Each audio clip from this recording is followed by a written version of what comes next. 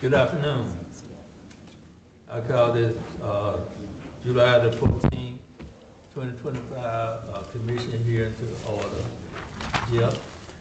Thank you, Mr. Chair. Good afternoon and welcome to the Monday, July the 14th, 2025 hearing of the Macon-Bibb County Planning and Zoning Commission. Please sign in at the podium if you wish to address the commission pertaining to an item on the agenda. If you have not signed in and intend to testify, please do so now. If multiple people are interested in an item, please coordinate your testimonies and allow one or two spokespersons to represent similar concerns to avoid duplication of information. All persons who have signed in to testify will be required to stand and accept the oath prior to their testimony. Any testimony at this hearing given by persons who have not given an oath will not be considered evidence in these proceedings. When your item is called, you and your representative shall come to the podium, state your name and address for the record.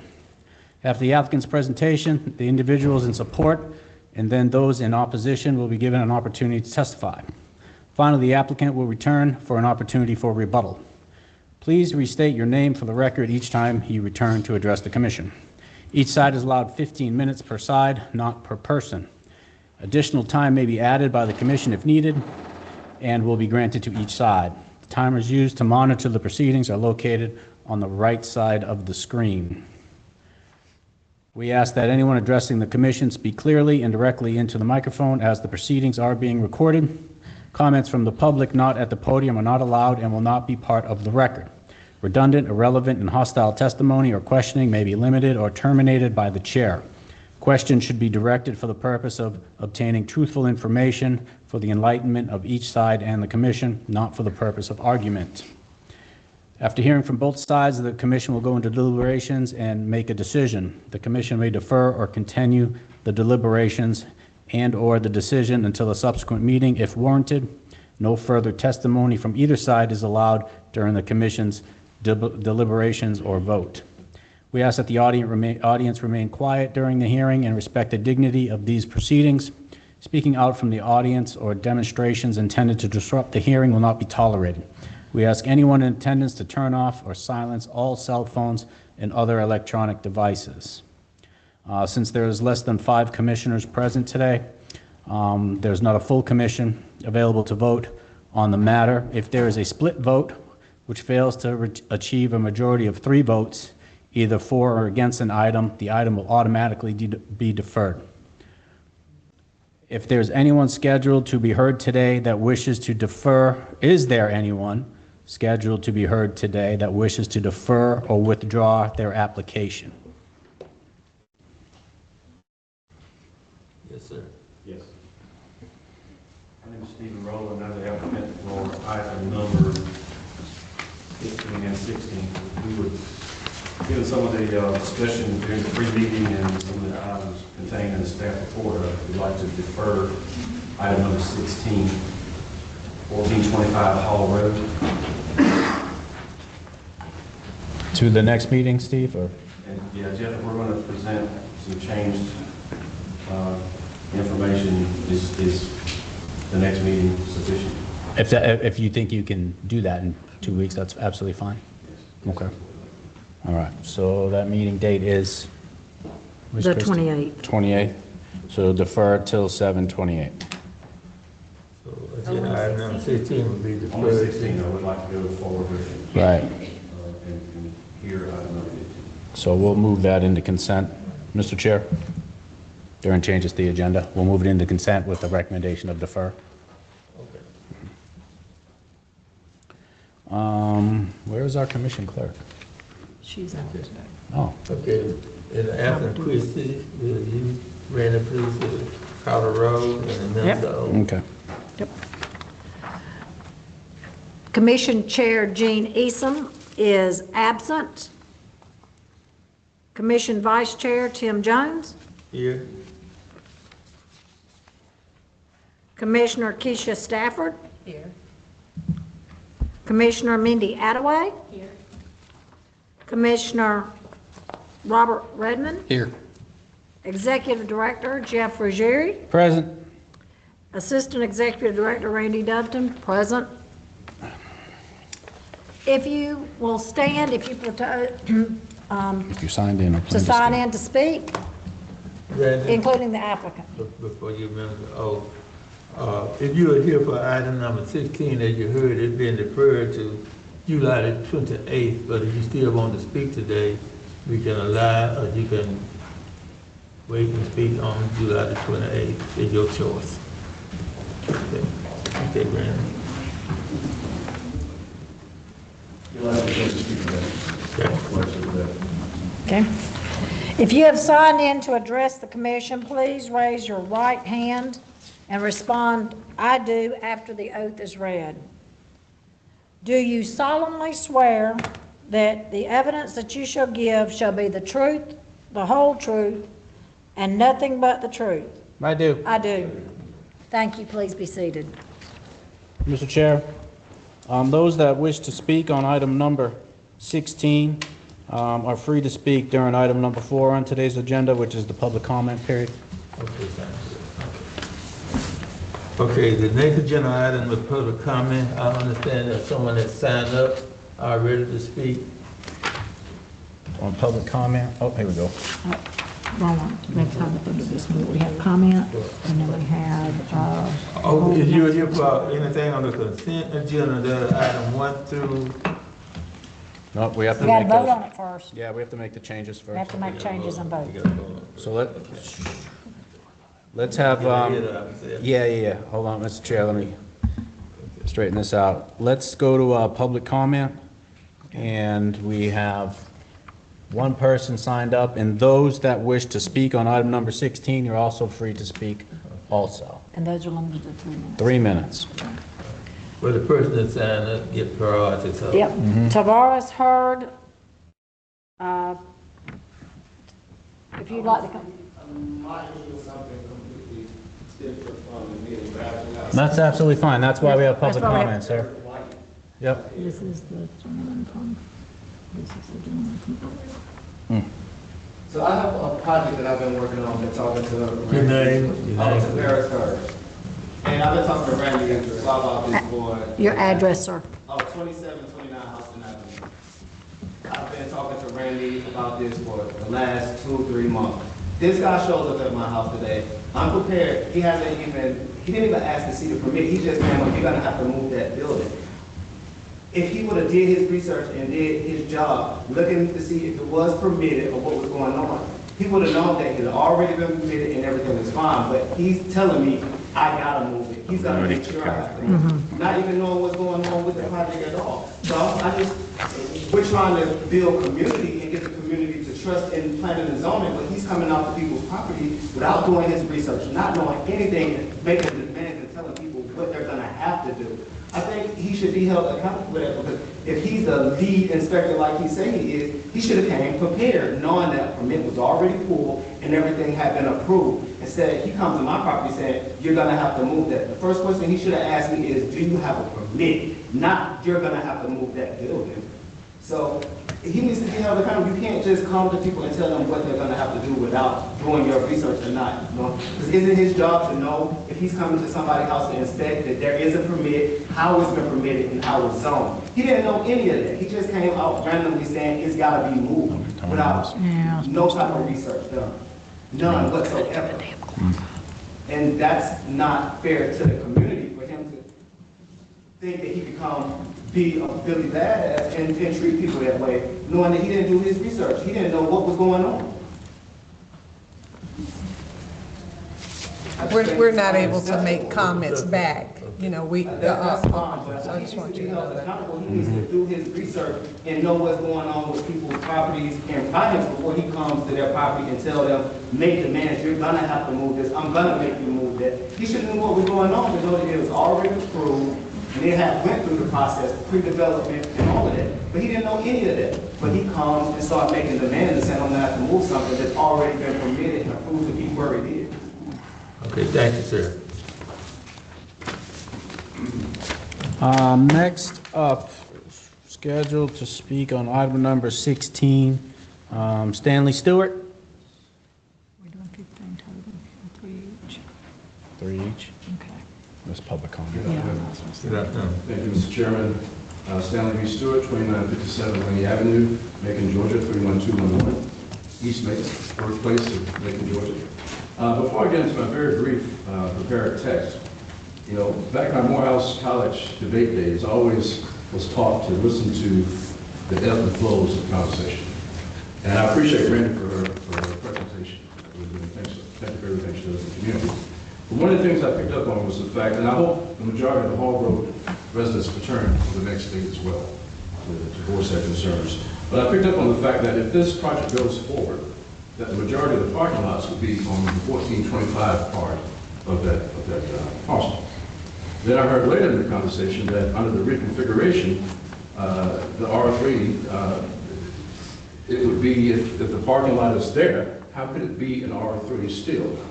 That's my concern. So the fact that the parking lot is going to be at the 1425, it may be grounds for dismissal overall if it stays R3. So please take that into consideration. I've come before this commission over the years on various items, the city over. And I appreciate then, as I appreciate now, your willingness to listen. I and others come as concerned citizens. I don't have anybody. I know all the residents of Hall Road, you see assembled behind me. They are a residential street, tucked between Forest Hill and Riverside.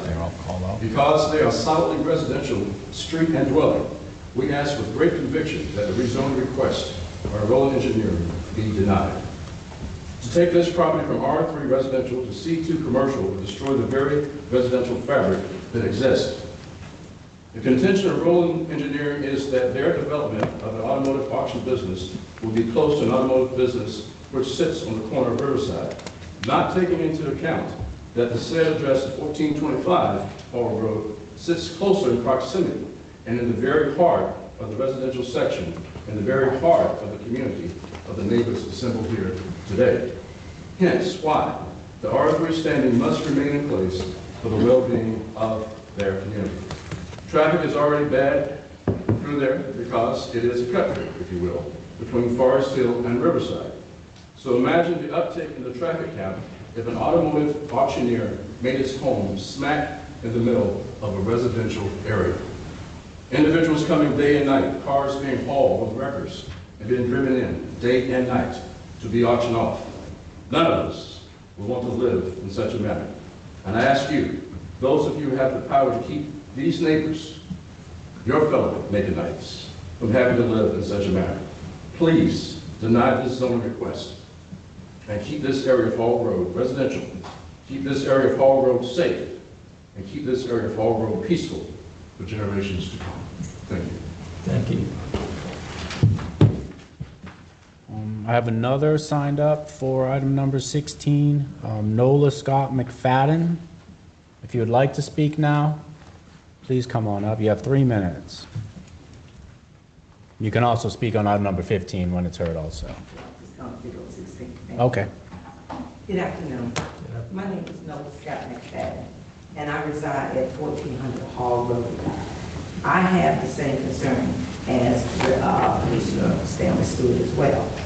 Represented here today are descendants of Andrew Daniel Tower Sr., a former slave who purchased 200 acres of land in the Summer Hill community between 1894 and 1907. We're here as a family, as neighbors, to ask you to please deny this request. We love our community, we love our neighborhood, and to put a facility or to rezone that from residential to commercial, it would really restore our neighborhood. Please, please, I'm asking you to reserve our legacy as well as our neighborhood. Thank you for your time. Thank you.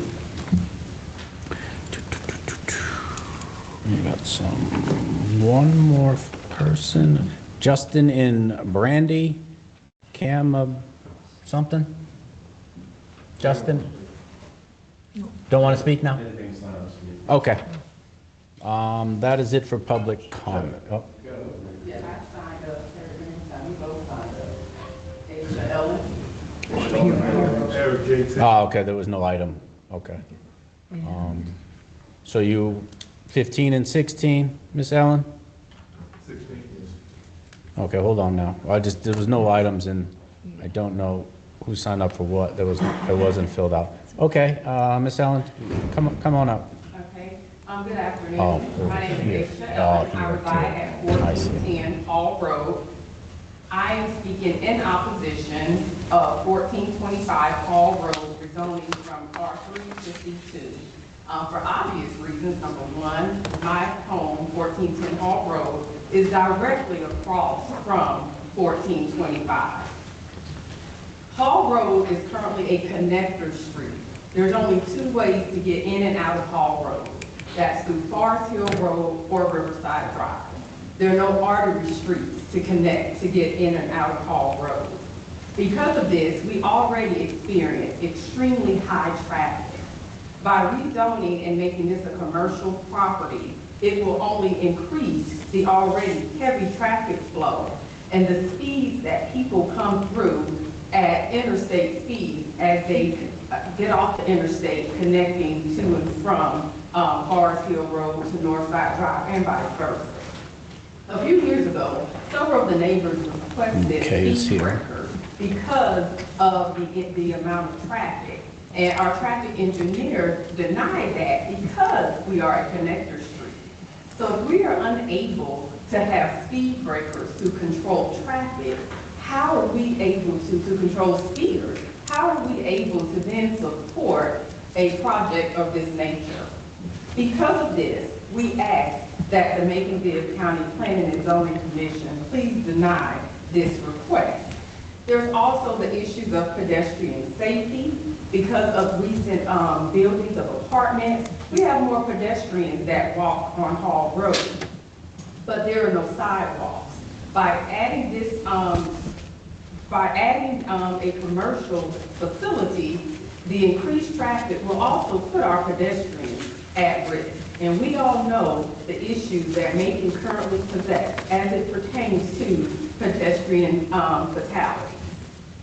And then finally, the increase in litter that's on our streets because of, once again, the increased traffic. As the executive director of Keep Macon-Bibb Beautiful, you can imagine the sore spot that this is for me. But as a resident and a descendant of A.D. Tolliver, I ask that you all please do not make this property a commercial property. Thank you. Thank you. Okay. I believe we have one more speaker signed up, Mr. Harry J. Taylor. Thank you to the commission. My name is Harry Taylor, and I reside at 1269 Hall Road. I've been a resident of Hall Road all my life. I agree with the others who have spoken that if we put this property in commercial, it's going to create a safety hazard. I have some bullet points I want to share with you all. One, infant patterns around the area. Right now, we have commercial vehicles up and down Hall Road all day. 18-wheelers run Hall Road, or 70-foot all day. Traffic is just like I-75. I cannot get to my mailbox because of heavy traffic out there. I also would like to state that, in other words, we have children that will not play on Hall Road, but we do have family members that have grandkids out there. Traffic is a nuisance. So if commercial is going to Hall Road, it means we will have more traffic area, and that has been done for a study to control that. Also, when you look at if it's zoned commercial, then that means anything can go into a commercial area. Service station, high traffic business, retail center, retail food chain. It can be zoned for anything in the near future, and I'm concerned about that. We start with one thing, but we go to 2, 3, and 4. And we as residents have to live with that. No study has been done to eliminate the traffic we got in Hall Road. We all have been to the traffic zone about traffic, but yet though, even with the traffic sign, people run 50 miles per hour on Hall Road. And if you think that's a joke, put a speed monitor out there and you will see for yourself. Also, I would like to say, if we're going to invest in Hall Road, why not put single-family homes out there? That'd be ideal for Hall Road. Also, when I looked at the study that was done, that I received from Planning and Zoning, they talked about the traffic of the plan for Riverside Drive and Hall Road, but nothing was mentioned about the plan of Hall Road. And I'm concerned as a resident, what would happen to the residential and Hall Road? So I'm asking the commission, please look closely at the Hall Road. Would you want that traffic to be commercial in your area? And then if so, what can we do to make it better for everybody? That includes the people who want to do the business there and also residential already there. I would like to see our area remain as residential. Thank you very much. Thank you. That's it for the speakers who have signed up to speak for public comment, Mr. Chair. We can move on to next item, which is approval of the minutes. Next agenda item, the approval of minutes from June 23, 2025. Do I hear a motion?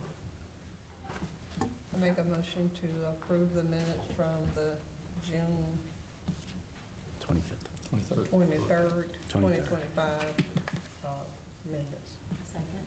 It's been properly moved and seconded to approve the minutes from the June 23, 2025 commission hearing. All in favor? Aye.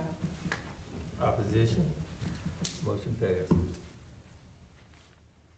Brandon, are there any changes to the agenda? Yes, Mr. Chair, before we move on to that, is the applicant for item number 4, Ms. Linda Jackson, or their representative from 192 Stonewall Place here? Okay, that answers that one.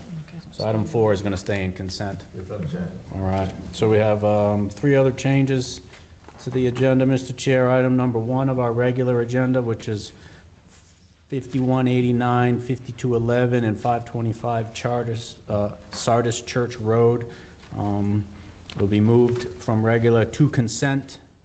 Also, item number 12 in the regular agenda, which is 791 and 797 Poplar Street, also has been moved from the regular agenda to consent. One more change, Mr. Chair, is item number 16, which is 1425 Hall Road, is requested to move from the regular agenda to the consent agenda with a recommendation to defer that item to the July the 28th, 2025 Planning and Zoning meeting. All right, thank you, sir. May I have a motion to move the item to the consent agenda, item 11, 12, and 16? I'll make a motion to move items 11, 12, and 16 to the consent agenda. Is there a second? Second. It's been moved and seconded to move item 11, 12, and 16 to the consent agenda. All in favor? In opposition? Motion passes. May I have a motion on the consent agenda? I make a motion to approve the consent agenda as noted, items 1 through 10, or items 1 through 12 and 16, according to the staff reports and their findings. Second. It's been properly moved and seconded to approve the consent agenda as presented. There's item 1, 2, 3, 4, 5, 6, 7, 8, 9, 10, 11, 12, and 16, in accordance with the staff report. Are there any questions on the motion? If not, all in favor? Motion passes. So if you are here for any item on the consent agenda, the ones I just called, I will call again: 1, 2, 3, 4, 5, 6, 7, 8, 9, 10, 11, 12, and 16. You may leave if you choose, and see the staff for any questions you might have. You're welcome to stay if you choose to. We appreciate your company. Get ready, queue up 13.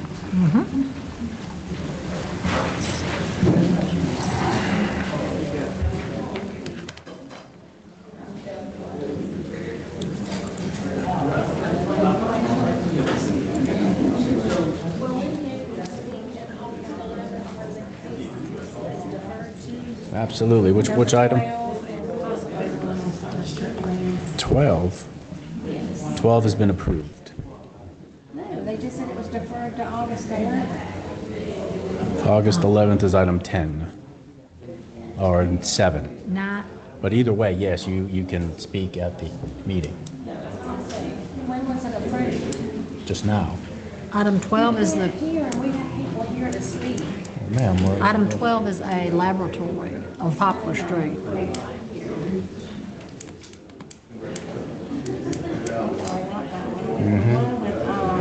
Houston Road. what item number? That's item number 10. It is deferred to August Deferred the to 11th. 11th, yep. Right, will we be able to speak? Yes. Yes, ma'am. Yeah, item 12. Which That was one? moved. Sardis Church, did I move that one? The, That's been approved. And, yeah, number 11?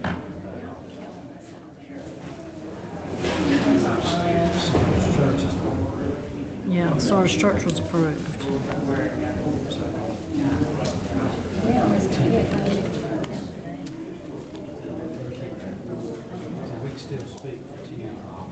Correct. All right, thank you. Come to order, please. Order, please. Order, please. Okay, we are now at the regular agenda. We're here, agenda item number 13. Yes, sir.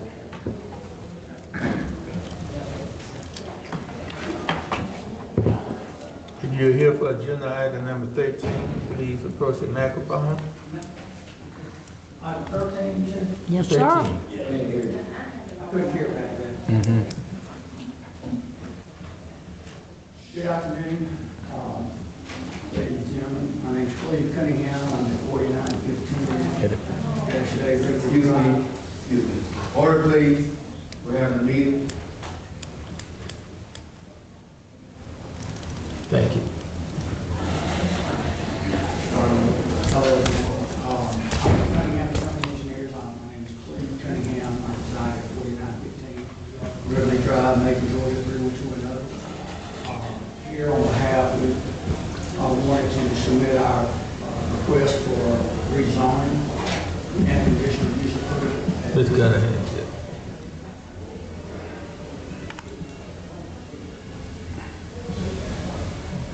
Can you turn We're it not back? approving the conditional use. So rezone. Right, he said rezoning and conditional use, but. That better? Yes. Shall I zoom on from where I was? Sure. Okay, so we're just requesting a rezoning approval from the C4 to the M2. And part of that or part of this application is also requesting a conditional use approval for expansion of the C-store that's there and an expansion of existing truck parking with adding truck vehicles. Just, we met with planning and zoning, had a pre-development meeting, went over the project. We met with DOT on site, and Macon Water Authority, and have worked out the details as far as the DOT driveways and visibility and things of that sort. We also submitted, this went before a DRI, and that was submitted by planning and zoning. And so we supplied a pretty comprehensive site plan, layout plan, grading drainage plan. And this would be just a typical development that would meet all the regulatory agencies. And if you have any questions, I'm available. Just some clarification, the rezoning cures any requirement for conditional use, because all the uses on the property would be permitted uses in the new zoning category, so there is no conditional use application. Okay, that was okay. Okay, we discussed it in the previous information. Do you have any questions, Mr. Cunningham? No. Thank you. We'll call it back if we need. Thank you very much. We have nobody signed up to There's speak. no opposition to it? No, sir. Okay, Commissioner? Discussion. On your desire. I'd like to make a motion to approve item number 13 4845 and 4855 Ocmulgee East Boulevard, and 2050 and 2060 Memory Lane to be rezoned from C4 to M2 with Cunningham and Company Engineers as the applicant, while accepting the findings and conditions of the staff report. Second. It's been properly moved and second to approve agenda item number 13 with a rezoning application from C4 to M2 at 4845 and 4855 Ocmulgee East Boulevard and 2050 and 2060 Memory Lane. The applicant is Cunningham and Company, in accordance with the findings and conditions set forth in the staff report.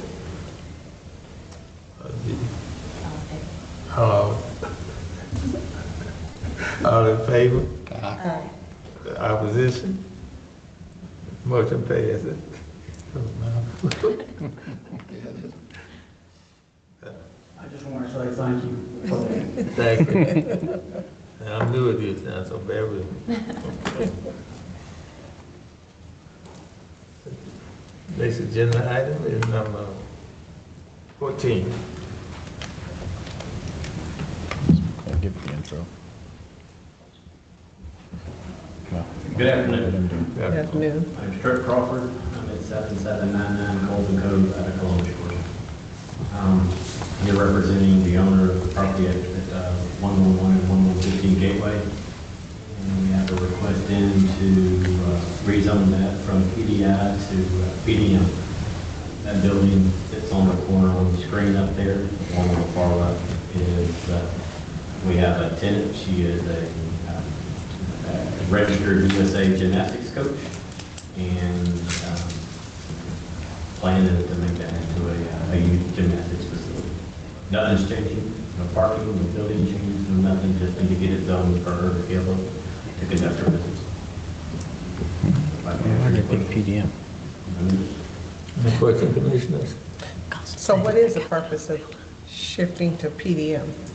So Is that just to give the- It's my understanding that would allow for this particular use and for the future, although she has all the aspirations of being there for a long time. I guess that gives us should give us a little more flexibility than I have to go through the process again going forward, what that building can be used for. Okay. And You're just also gonna make the a other list? building on here, Is there a correct? list already? Yeah, we'll have to pull that up in the staff report. Okay. Correct. Did you have a question? I said, that's also this other building on here, correct? There were Right. two. She's using both buildings or just one? No, the far left one, which should be 115 Gateway, is how that one is listed. The whole parcel, there's two buildings on that one parcel. The far left one with the parking is the one that she'll be using. Everything else stays the same. None of the tenants are changing in the other buildings. That one to the left. Yes, that. Everything else. What tenants are in there now? Nothing, that building is completely vacant that she's going in.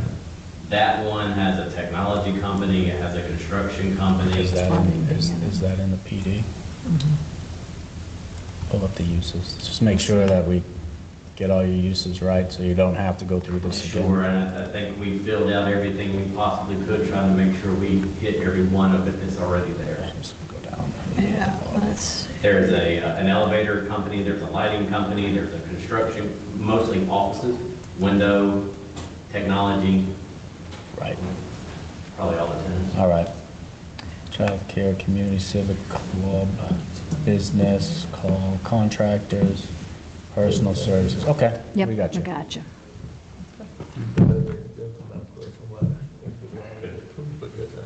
Any other questions? Good. Thank you, guys. In opposition? No, sir. Commissioner, any discussion? If not, I entertain a motion. Chairman, I'd like to make a motion to approve item number 14, 111, 115 Gateway Drive for rezoning from R3 to C2. Applicant, nope. 14. Excuse me, I said that all wrong. I jumped down. 111 and 115 Gateway Drive for rezoning from PDI to PDM. I'm not going to attempt that applicant's name, according to the staff report and its findings. Second. It's been moved and seconded to approve agenda item number 14, which is 111 and 115 Gateway Drive. It's a rezoning application to move from a PDI to a PDM and a PDI district. The applicant name is embedded in the application. All in favor? Aye. Opposed? Motion carried. Thank you, sir.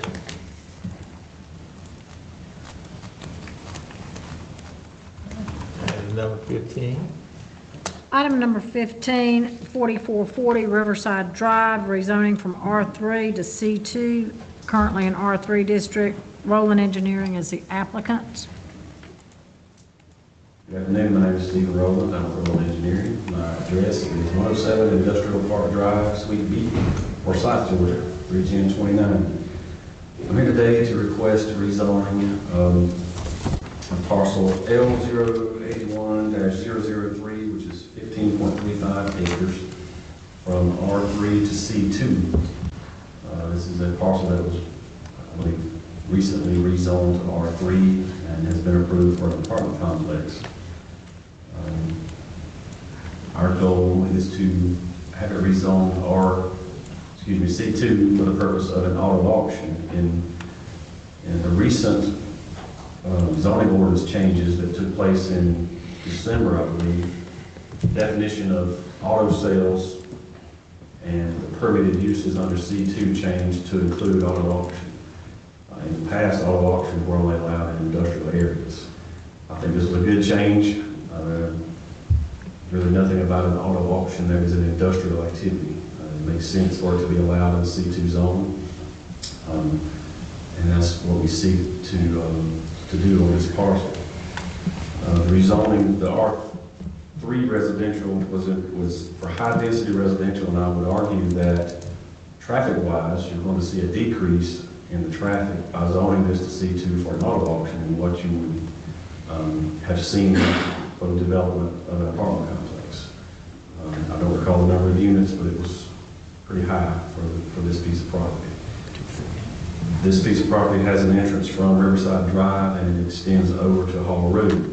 The frontage on Hall Road is directly across the street from existing auto uses. I believe Butler has a vehicle repair shop, and something else is being built right now that we're proposing that our entrance be directly across.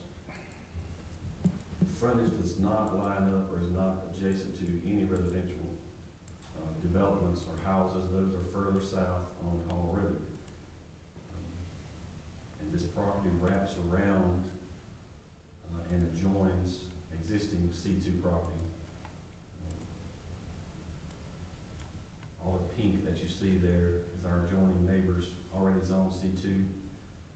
The C2 property right across the road on Hall Road is the body shop I was referring to. And I believe the parcel to the south of that is also being developed as shown as R3. The piece right below the C2 parcel on the south side right there is also in automotive use, if I'm not mistaken. Therefore, our proposed use blends well with a lot of the development that's going on. Obviously, this is auto dealership alley right here on Riverside Drive.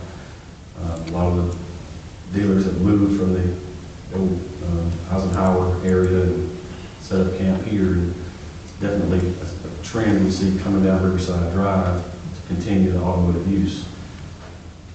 The auction will serve as a hub for vehicle sales, trade-related services. Most of the modern auction transactions nowadays take place online. This isn't the yelling auctioneer, making the noise that you might think of as an auction. A lot of these transactions take place online. The vehicles are transported in throughout the week, so they don't all come at one time. The traffic that's generated will, come in during the week, they store the cars there. There's a detail shop where the cars are cleaned on site, any of it repeated. And then the auction is held. It's open daily to accept incoming vehicles for sale. Daily hours are anticipated to be 8 a.m. to 8 p.m. The parking lot will be lit just from a security standpoint. You have to fence it, you have to light it. But it's not open, say, as late as the dealerships that are nearby. And the auction itself does not take place in the later hours. The auction is typically held one day per week, and it's typically scheduled from 9 a.m. to 1 p.m. So it happens in the morning, in the afternoon it's done. We're back to the business of turning over cars, and we get the next batch in, just set up for sale. We think this is we see that staff has agreed and recommends approval of the rezoning. I'd be happy to answer any questions that you may have for 4440 Riverside Drive. Questions? I have a question, Mr. Chair. Steve, if you know, during the auction times, so I imagine there are people buying more than one vehicle, so you're going to have vehicles, flatbeds, car carriers lined up to purchase these vehicles and leave the site? Is that typically how, I mean, I'm There not... are usually some there on the day of the purchase, but like I say, if you bought online, you may see your car carrier later during the week to pick up the cars that you purchased. Okay, so it's a retail and a dealership auction, or is it all retail? Wholesale. Wholesale is the word I was looking for. Yeah, wholesale to dealers. Okay. And the public? Just dealers? Okay. Thank you. I have one question, and I may be looking at this wrong. The parking area, that's the Georgia Power easement, that dog area? Yes. As far as this site plan is mostly shown on the Hall Road track that we deferred. So we're going to be revising that site plan. But I guess as a first step or a first piece that we need, we want to get the 4440 Riverside piece rezoned. This isn't 440. This is. That is. I guess Hall Road is not contingent upon that, but So potentially you could like kind of move the lot over to more of the 4440 lot? yes, and we're looking at pulling away from the residences to try to meet some of the concerns that we heard today.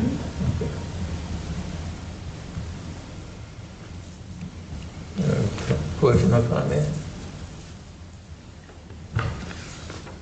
I guess I'm just trying to confirm what area is actually the Riverside Trust. See that Just diagonal that line? lot? See that diagonal line that comes through there? Mm-hmm. That's the boundary right there.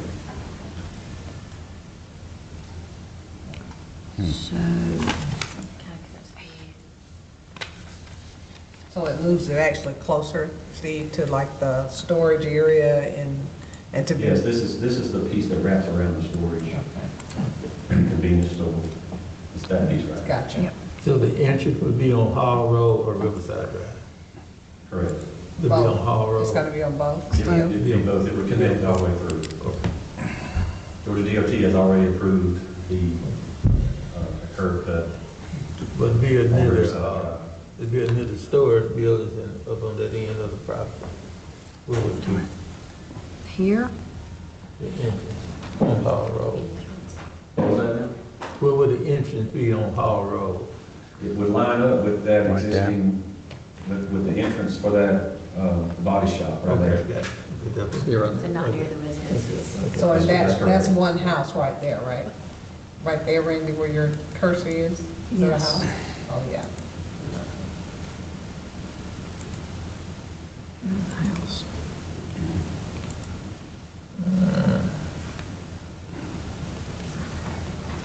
Hall Road, Hall County. Yes, it You was- can't get away. I can't get away from it. It's surrounded by the property, it's surrounded by It's all those apartment complexes. Yeah, yeah.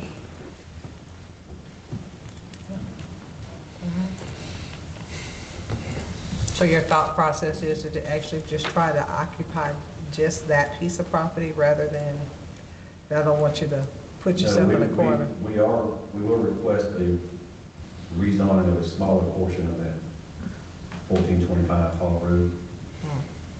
I'm not saying we need it, but that will be a forthcoming request in 2 weeks. That's what we deferred. We would still like to add a portion of that as C2 as well. All the property on Riverside Drive, what are those zones? The ones, the small pieces right there? Right here. Pretty sure those are R3. They're all added. Those are R3. Those are R3. Okay.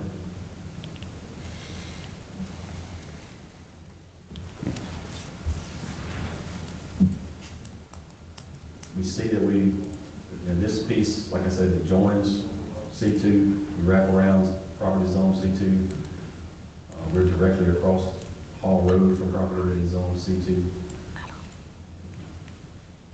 Feel that because of that, it's a fit for the area and a continuation of that zoning. So why do you need the entrance on Hall Road if you have it on Riverside Drive? Just for flow through, I mean, just for. But it'll be on top of the easement, though. It won't go through down to the residences, right? Yeah, but there's a house in right there, that's my concern. Well, I say that house is already surrounded by apartment complex zoning. Our traffic, as I said, will be less than what you're going to see from the apartment complex.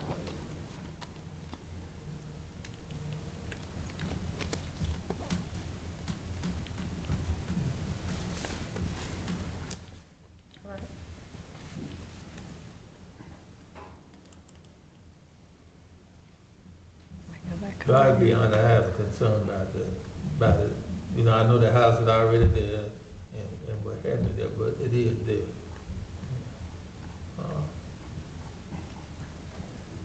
Is that house owner occupied? Because do you know? It hasn't been. Yeah, it looks like, It's not occupied. It hadn't been it looks occupied like it was a locksmith's job. Okay. about 10 years, I know. Yeah, if not longer. Maybe that's about how people And it live. looks like the current owner lives in Miami. Okay. Yeah. For that house. Okay. This is pretty my concern. Uh-huh. So you go by and that, it's gonna be. Sorry, I should have known that. Yeah. Okay. Any other question? Come in. In opposition? We do. First, Stanley Stewart. Stanley, would you like to address? Oh, is he gone? Yeah. All right, I'm going to run down the names of the folks who have signed up for 15 and 16. If you're here and you would like to speak, feel free to do so. Stanley's gone. Harry Taylor, gone. Aisha Ellen, She's gone. gone. Nola Scott McFadden, gone. And 16, Justin and Brandy.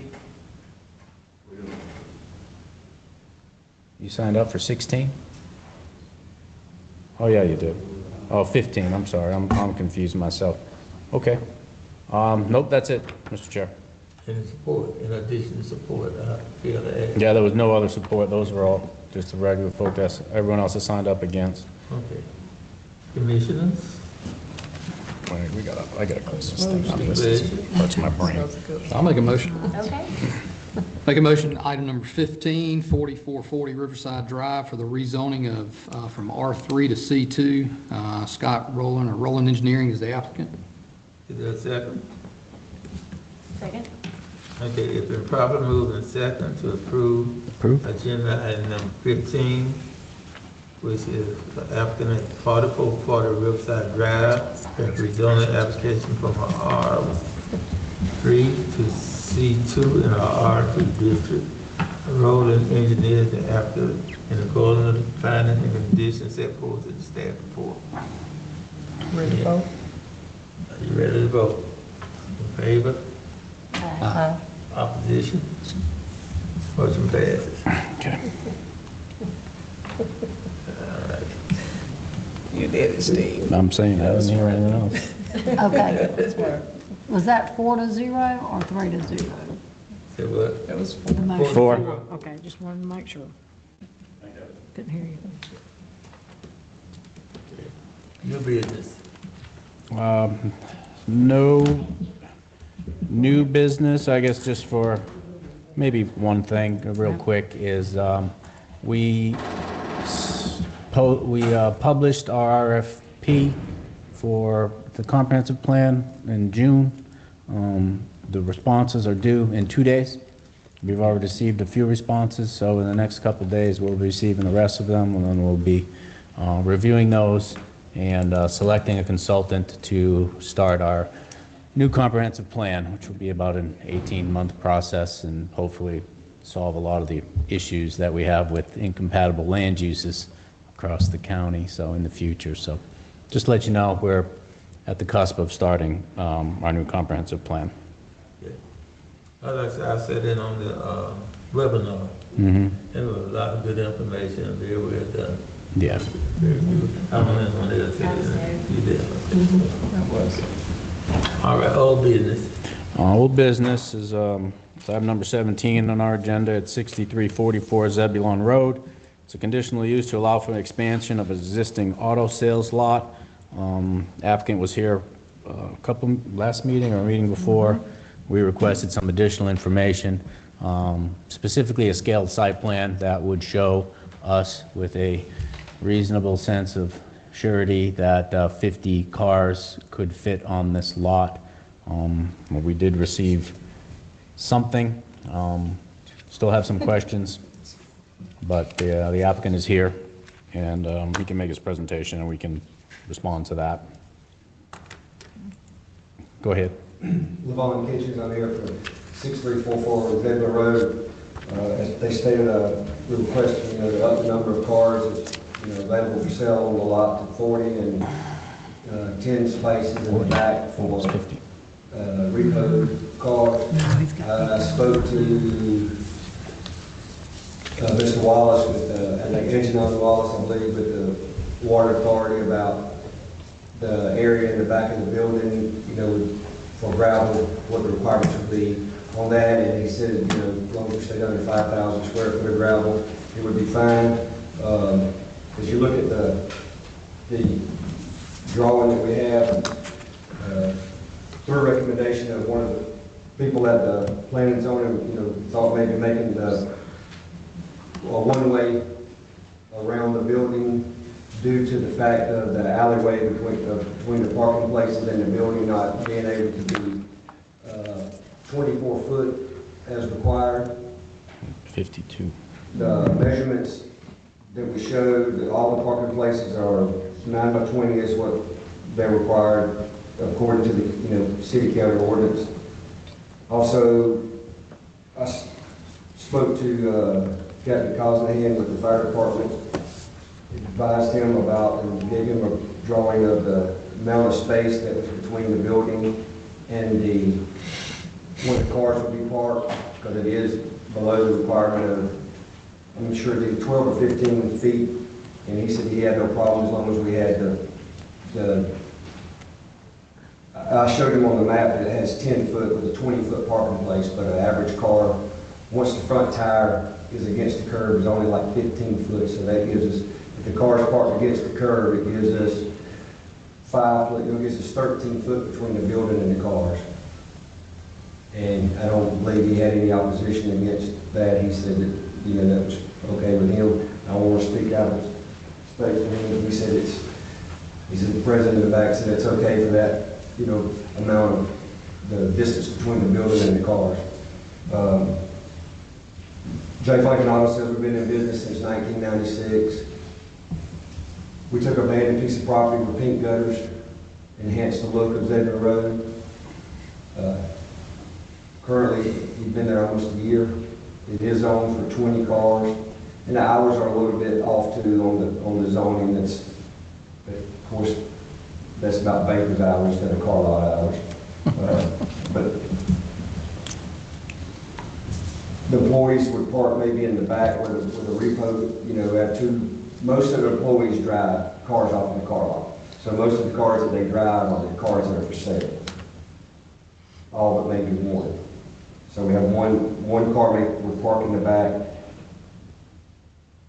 Customer parking would be the 4 parking places. It's, if you're looking at the front of the building, which is kind of upside down, so at the top of the page would be on your left-hand side, those 4 parking places there. We could, you know, use them as customer parking because normally we don't have no more than, you know, 1 or 2. If we have 4 customers at a time in the lot, it's real busy. You know, for a small car lot.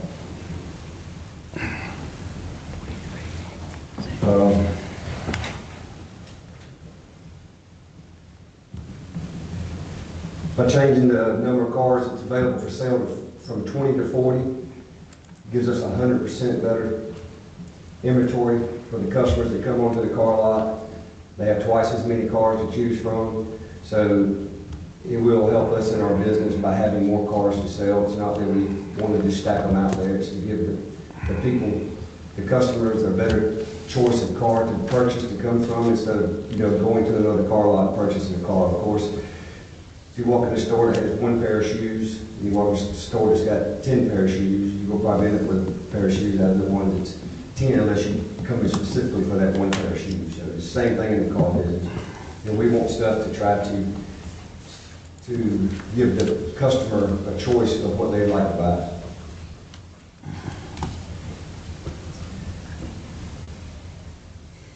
And if y'all have any questions, I'll be glad to answer any. Questions? So you're going to gravel this back there? Is that the plan? Not the whole thing, the roadway. We have to stay under 5,000 square foot.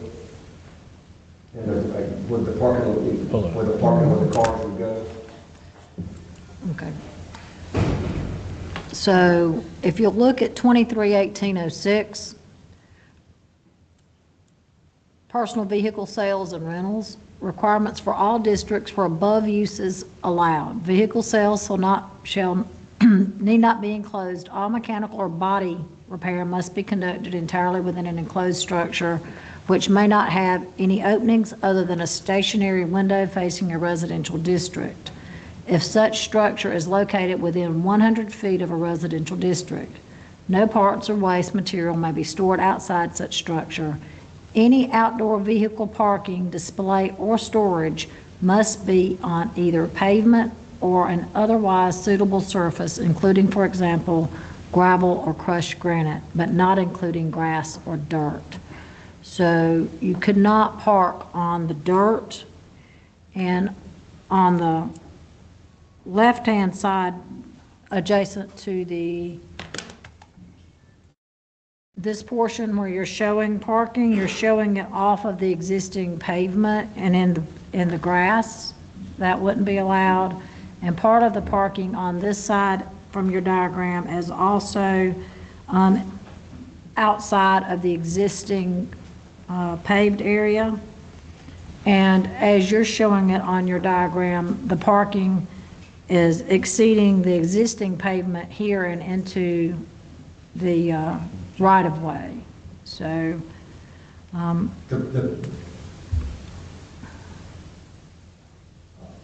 the parking spots that are here would go to the curb stop, which is, you can see the white curb stop there.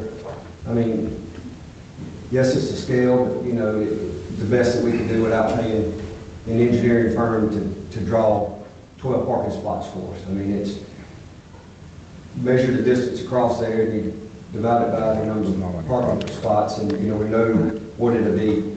This is what I come up with to draw. I mean, and the ones on the right-hand side, again, they go touch the curb stop too. It's 28 foot from the corner. If you're looking at the page, from the corner of this here to the building is 28 foot. I'm speaking about that other side. Okay. From the corner of it, you can't see it in that picture. from the corner, the bottom left-hand corner, or bottom right-hand corner where you are to the curb is 28 foot. That's probably not exact. Yeah, but it's still not Yeah, a scale still drawing. not a And it scale shows drawing. It's 31 still if you not. measure it.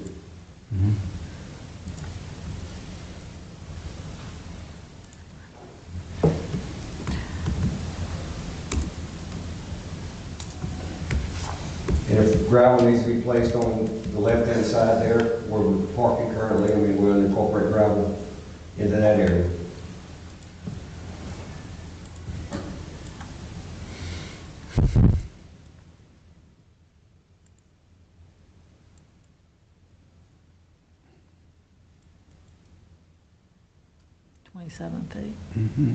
So that means if you have a 20-foot depth, you're only going to have 8 feet between the end of that parking space and that building. Yes, ma'am, and we spoke, and again, the car's pulled up to the curb stop, average car is 15 foot long, so it gives us the other 13 feet. 8 foot plus the, 5 more foot you gain, it makes 13 foot. Again, Captain Callahan from the fire department agreed with the terminology that I said, and he's sitting in the back seat, he had no problem with that.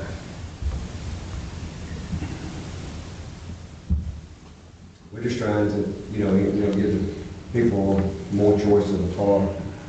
We don't have, I'm not going to say raggedy cars, but we have nice cars in the car lot. It's an up-end, high-end car lot. It's not a, $2,000 car lot, buy here, pay here. We have nice cars, it looks nice, we display them, we swap the display back and forth at an angle to a straight parking. The customer never moves the car. The customer comes to test drive a car, we bring it to the portico, in front of the portico, and they get the car and drive off the car lot.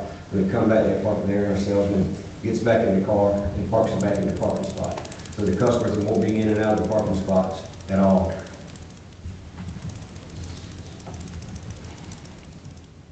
And again, the drawings, I ain't gonna say the best we could do, but it's the best we could do, besides paying the engineer to sit down and draw it, to scale, and we can measure.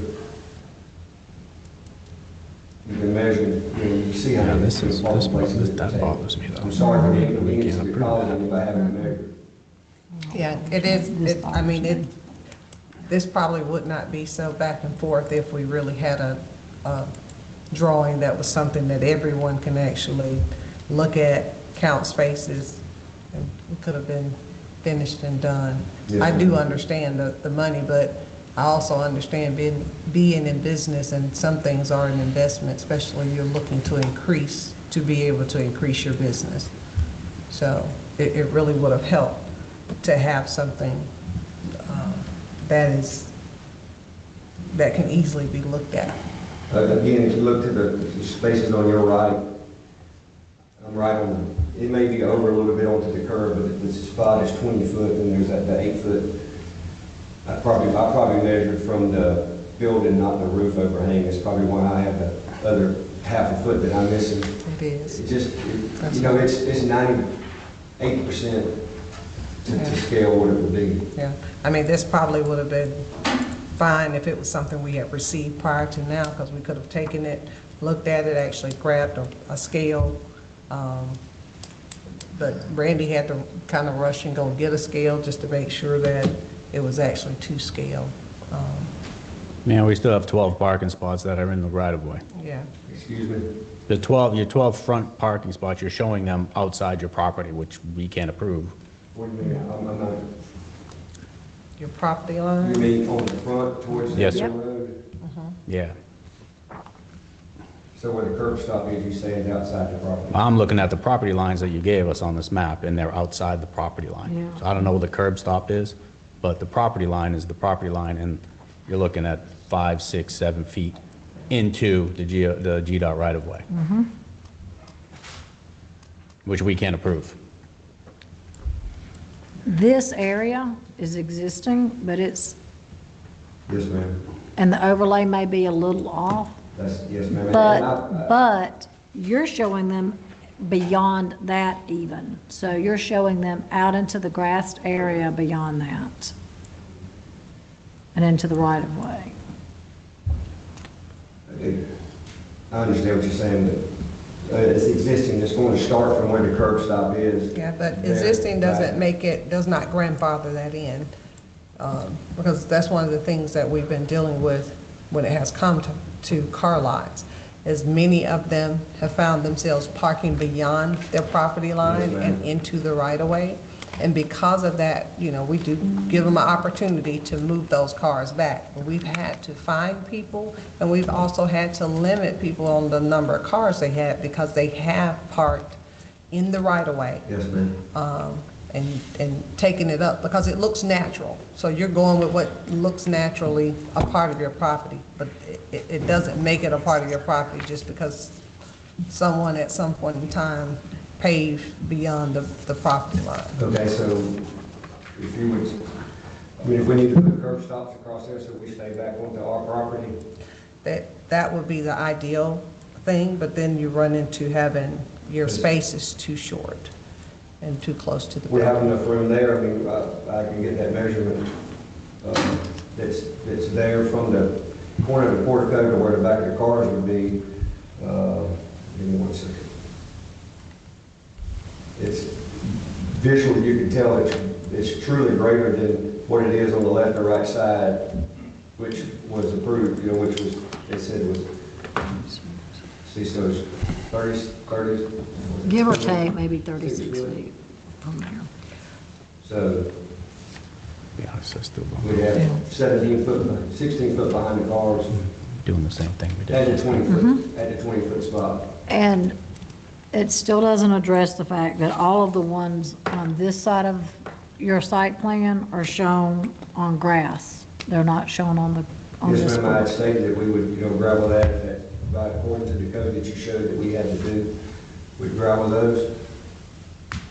Man, this thing is way off. Mm-hmm, Yeah, I don't know. I can't make a decision. yeah. You really? We don't have the information that we've been asking for. I can't make a recommendation to the commission based on what we have. So our one option, got two options, deny or defer, right? Correct. Or approve. Or approve. Well, I don't know. I mean, And we don't have enough information to approve, so we're back to two options. Deny or defer. Because these are just aerial overlays, so they can be off without an actual survey or them having someone do this and mark this property and do it to scale from known records. We can't make a recommendation. Well, Jeff, could I question Jeff? I think it's third or fourth time they've been here. Is there any way a staff member could go out and get some, we don't do that? not in this situation. We really need to have a scalable, I mean, an old survey that has a scale on it. We can easily trash paper over that and do the design. But working off aerials, the one we're looking at is different than that. The aerial that you had at the end, Mr. Jeff, comes from the plan and zoning off the other. Well, we don't do aerials, so I'm not sure. What? It's from the tax site. It's from Q Public, yeah. But you know, we had this same conversation, when we approved the site. Right. The same conversation in our particular acts about the inventory. I know what your inventory was on Riverside Drive, and it was much more than 20. I know that. And that's the reason I asked the question of this location, where 20 cars on accommodate is sufficient for your business. And you all say yes. Yes, sir. You know, and now we're trying to make it work and without sufficient information, so, you know. I mean, one question. You stated 40 cars, you have 52 spots. So the 12 spots are for you, for staff and customers? Yes, sir. That's counting the 10 in the back. But I don't know, I just counted 52 on your site plan and you stated 40. And 40 and then 10 in the back, and it's 50 is what we was asking for. No, you're asking No. for 50. 50 cars to sell. Well, there's 40 cars for sale and 10 spots in the back Oh, to, for the cars that are been rebuilt. in the process of being prepared to sell. Right. Okay. So 50 total. Okay, thank you. So there are no employee and there are no customer parking. Well, yes, ma'am, we said, we would, the 4 spots that are, if you're looking at the picture on the left-hand side. Yeah. Those 4, those 4 customers. What he has laid out is 52 spaces marked based on these red marks he put on here. Yes, ma'am. So if we minus 4 from that 52, we're at what? 48. 48. Okay. And then for employees, you said that, I know some of them drive home, Yes, ma'am. use they the drive cars the there, dealer. and maybe just one. One, yes, ma'am. Okay. I mean, we're not going to double stack, triple stack cars like we do on Riverside Drive. It's obvious by the measurements on the picture that I gave you that the 50 cars is feasible by measurement, by maybe not exactly where the picture's laid out to scale, but it's, you know, as she said, 52 spots that's drawn on here. We asking for the 40 and the 10 in the back. Trying to get you. So I guess right now, the thing that hinders us from even making an approval on anything or denial on anything is the fact that the 12 slots that you have, parking spaces that you have in the front, the 12 spaces that you have in the front, those have to be addressed before we can we can rule right now if you want to. But based on us ruling right now, we would deny you. I think the staff would deny you because of the fact that we know that you're in the right of way. I hate for you to spend money. I understand. But it does. I'd rather come back with something if you're deferred. Yeah. And then just make sure that whatever the narrative is, that is consistent with what's being put in front of us. Go ahead and notate 4 for customers, however many designated for employees, and the amount for selling the cars that you will be parking for selling purposes. You would just have to request a deferral because right now, am I right? Would you all? What would? I'm voting against it. We would vote against it based on the fact that the drawing that you provided, it has the cars in the right of way. Okay? And then it would be proven after you, whatever you do, to give it a staff long before you come here. And staff can tell you whether or not, you know. Yes, sir. it's gonna be- We'll make sure we get it right this time. And, Mr. Chair, for the record, how many cars are on the lot at this moment? 17. How many have been on there in the last week? Are you going to maintain in excess of the 20 that are allowed in between now and then? Or are you going to abide by the regulations and keep 20 on site until you can get approved or be a final decision? Because the reports I've had from citizens as well as from others have been that you have consistently had in excess of 40 cars on that site at any given day.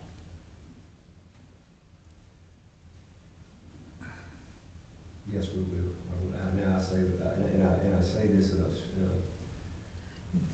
I tell you the truth. I just say, I'm a retired state trooper, so I don't believe in lying. So I'm not going to sit here and tell you, yes, 100%, I'm going to have it less than 20 cars on the car lot. Because something may happen and somebody may bring 1 or 2 cars and you catch us at that time. So I would say at this point, yes, we will try 100 our best to keep it that way. I will see that it's not a fact that it's going to exceed it regularly, and if I see it overseeding, I'll address the situation. But again, I cannot tell you yes because I'm not going to stand here under oath and lie to you. I've been there, I've sat beside the judge many days, and I'm not going to stand here and lie to you about that. So if I tell you yes and you come by there and it's wrong, I violated my oath. So yes, we will try the best, and with the best of my ability, we will keep it to the point where it stays under until we can get a decision. And I'm sorry I have to answer it that way, but that's the truth. Yeah, I would suggest to get a survey, proper survey done, and then get your estimates on gravel for those areas that are outside, you know, the asphalt, and then come back once you have those items. And I didn't have that, Mr. Wallace called me today at like 12:15 or 12:30 today, so we had no, and I spoke to someone and they said that they'll be fine, we just have to wait till Mr. Wallace, and then, you know, then we change it to that or whatever, so. And he said he was out of town, so he didn't call me back till today. But I'll have that drawn in and everything to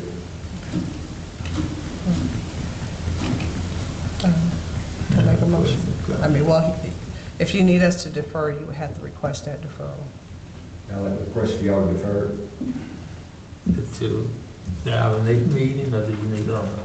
Our next meeting is on the 28th of this month. What's the date on it? Less than 2 weeks. July 28th. If you need longer, you need to. I still can't, I'm hard of hearing. 2 weeks from today, 2 weeks. July 28th. That's not gonna, I just don't think there's gonna be a I think 2 it's a weeks. month for a survey. My issue is I don't want to carry this on the agenda over and over and over again. It costs us money to advertise every single agenda. We've done this for months now. Are we past the 6 month?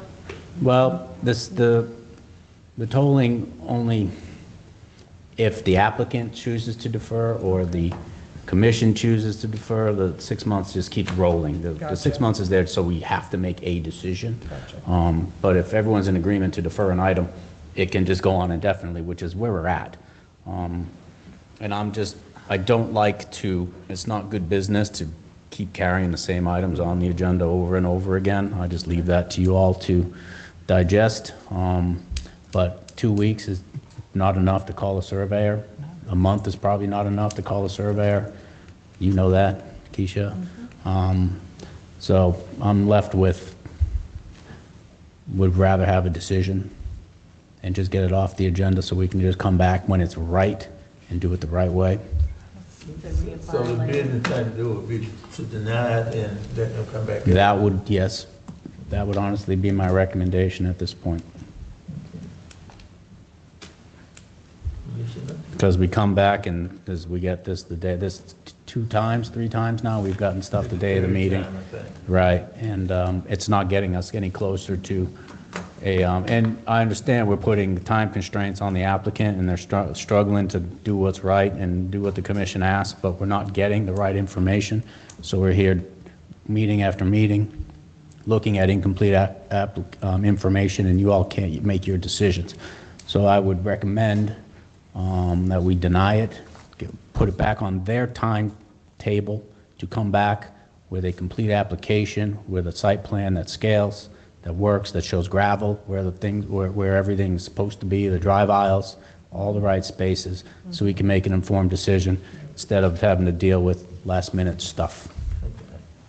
Also, the inspectors have an open case in court right now that's pending your decision. On this location? Yep, for this location, and it's been going on since the beginning of the year. And what is that violation, can you share? Eric? It's the number of cars, right? The number of cars. Yeah, it's the number of cars, it's the number of vehicles. It's been a violation, that's what a lot, and shrink it routinely. We get complaints from the neighbors constantly. Put it in court. Commissioners, your pleasure. You're free to defer, if that's what you want to do. Defer, deny. To the recommendation of staff, and I'm here, and the business thing to do is to deny, and let the applicant come. Or the applicant can request to withdraw.